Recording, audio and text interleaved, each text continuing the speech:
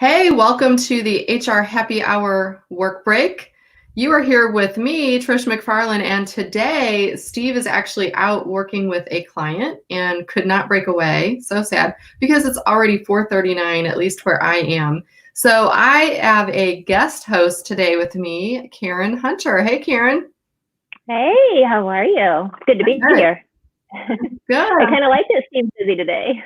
You like me? Yeah, you can fill in for Steve anytime. This is fine. This is Yeah. interesting. So anyway, for people who don't know Karen, Karen actually works with Steve and I at H3 HR Advisors and is a learning analyst and our business manager and makes sure that everything runs smoothly for us. And also is a big part of HR tech. So while I'm not working on HR tech, but Karen and Steve do that together. So if you haven't taken the opportunity to meet Karen, she's available on Twitter and you can reach out to her there, but glad to have you on the work break. Thanks for taking a break with me. Yeah, thank you. It's kind of nice. We need a break. We need a break. See, and I thought I might actually get a break earlier in the day and it didn't happen again. I guess that's, how it's going to be. This is when work breaks take place. So listen, one of the things, Steve and I just kind of keep it loose and we talk about whatever's on our mind. One thing I was just curious about is because it seems like every conversation I've been having with people lately, it's just trying to find out like how they're managing through, working through a pandemic. And, for you've worked for a while from home, but now I know you've got sort of a full house. So I was going to ask you just like, how are you managing? How are things going? Well, I'd say it's going pretty well, but probably like everyone else, I think I've tried just about everything.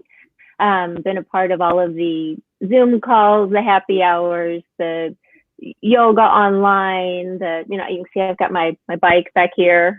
Been riding my bike, thankfully got that before all of this happened. So that helps with the sanity, but I'd say really we are expanding our farm. It seems like daily or weekly.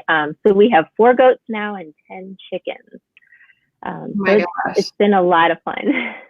So you know what? That's interesting because I've seen that, and obviously you're going like with farm animals, but a lot of people are adopting puppies and kittens and all sorts of animals. Do you find that not only that you might have more time, but is it bringing sort of a sense of calm or peace to the family, or are you not noticing that? I think it does, but even more than that, it's giving us a purpose. We had initially talked about when to get the animals because it was in the master plan to get some. But like our chickens, we wound up getting them about 6 weeks early because with everything that was happening, I said, you know what, I'm home. Everybody's home. They take a lot of work when they're young. And it really did. It gave everyone a purpose to check in on them. You've got to feed them numerous times a day, check their water. You need to handle them a lot so they get used to people. And typically it would just be me at home and I wouldn't have really had the time to deal with them. So it's actually been kind of nice. Yeah. Yeah. I think that there's something to that. Again, being able to sometimes when we feel helpless, if you can help, whether it's another person or an animal or get your mind distracted with that, I think that's very important. It really works too.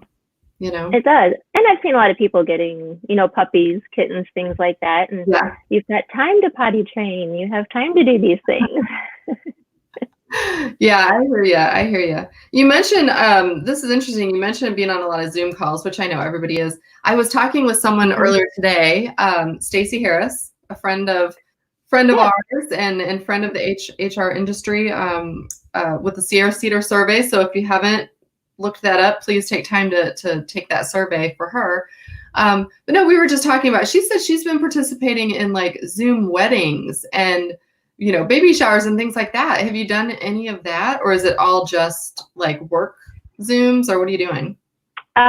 Just the work Zooms mainly. And then happy hours with friends, things like that. But I tell you what, I did read, actually it was Steve that found it, that people are hiring goats and farm animals to attend these Zoom meetings. So I need to find a connection here to see how I can get that going because I have 2 of the cutest baby goats ever. So I feel like I've got to figure out. You need to bring a goat on the next work break. Wouldn't that be fun? Oh my gosh. I can take it from outside, apparently. Yeah. Yes. We're going to have to set that up. All right, we're gonna do it. So future goats on a future episode. So that's good. Absolutely. Yeah, no, that's perfect. I was surprised. I mean, and she asked me if I had ever, attended any like Zoom weddings, and I'm like, no, I have not. But really, when I think back, and this is going way back, I hope I don't get my dates wrong. It's going to be probably 6 years this coming October. For anyone who has been sort of following along with me all these years on social, Frank Zupan and Tammy Colson got married. They met at HR Evolution 10 years ago, and relationship started. And when they got married, they actually got married in Las Vegas 5.5 years ago, I think it is, if I'm right. We'll see. And so there were a bunch of us who had met them at HR Evolution who were there in person for their wedding, but they actually streamed it live. And that was the first time I'd ever seen anyone stream a wedding. And it was really cool. It was really great to have people. So I think the point is, when I really think about it, you can still actually celebrate. It's not the same to celebrate big monumental things we're used to in a certain way, but definitely I think it can still be very meaningful and very beautiful celebrating with people. I was going to ask you, you're the parent of a senior, so obviously there's a lot of whether it's yours is senior in high school, there's also a lot of people with college graduates happening and no graduation. Like, how are you managing that? Well, I have to start off by saying I'm lucky because mine is a son, so probably a little less of the emotions and drama that goes with the girls. I think the girls seem to be really taking it harder, just of the ones that I know. But no, I think it's difficult for them because everything has been laid out. It's always the same. And this year is just, everything's been upended, and I think the hardest part going through all this was really not knowing what was going to happen and what wasn't. Things were being, they held on until they had to cancel, things like prom, graduation. Yes. So we're still kind of working on that. Our graduation date for the kiddos came and left. That was this weekend, and the school's putting together some things, but we've got some parents who are stepping up, trying to help out, make things as normal for the kids as we can.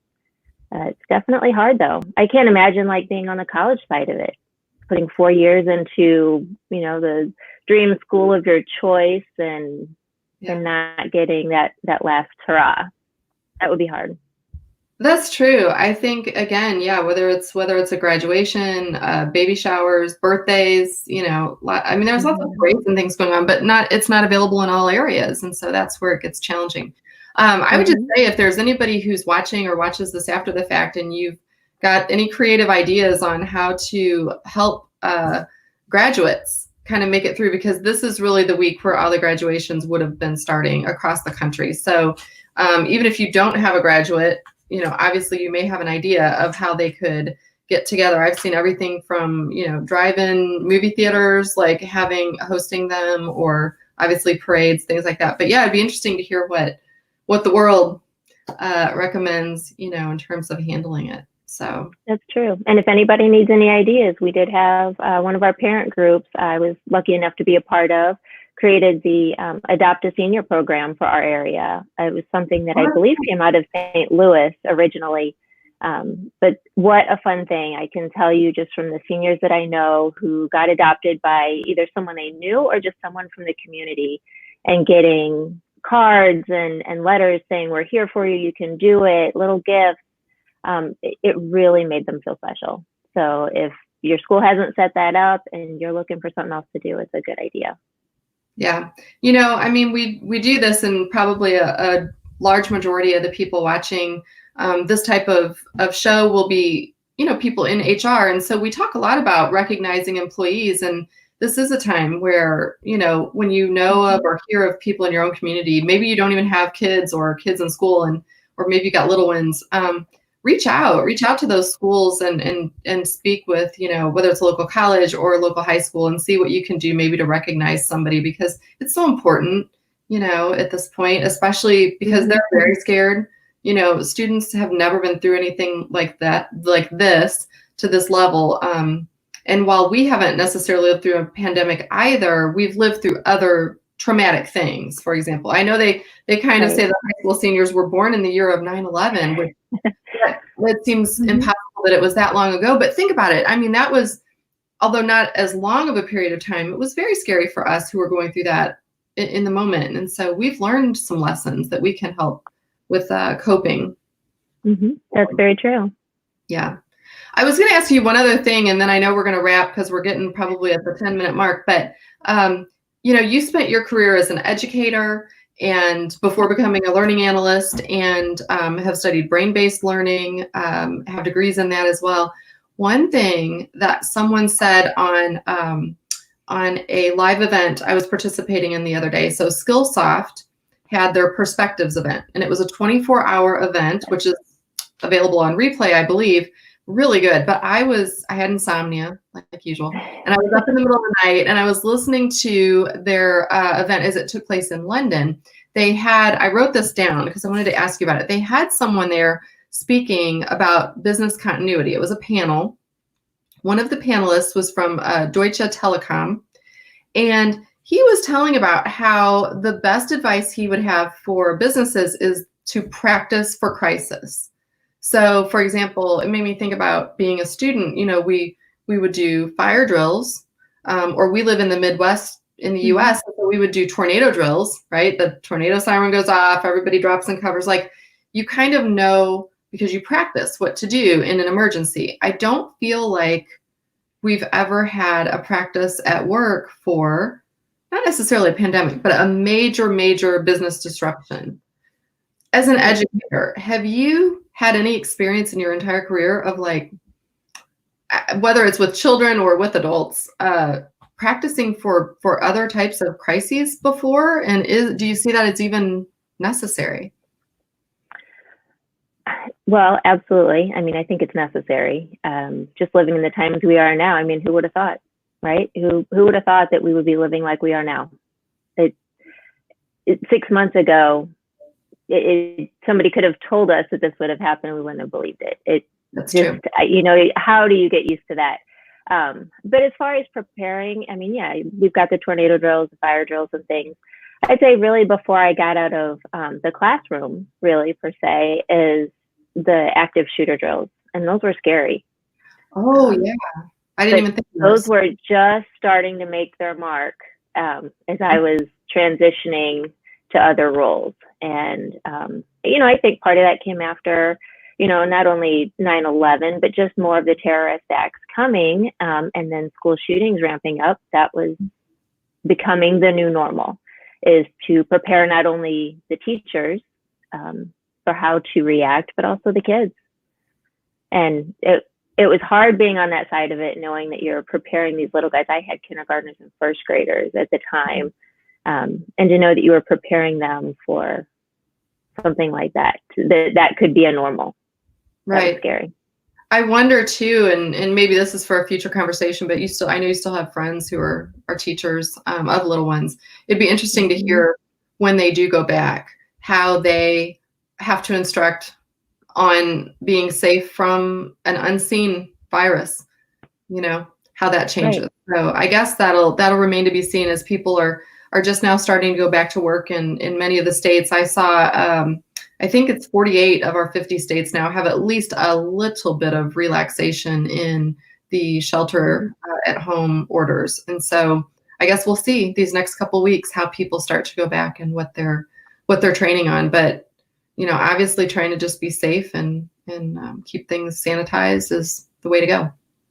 Absolutely. Good. Well, thank you. I think, we've taken a break. I feel energized. I feel ready to finish up the day. Absolutely.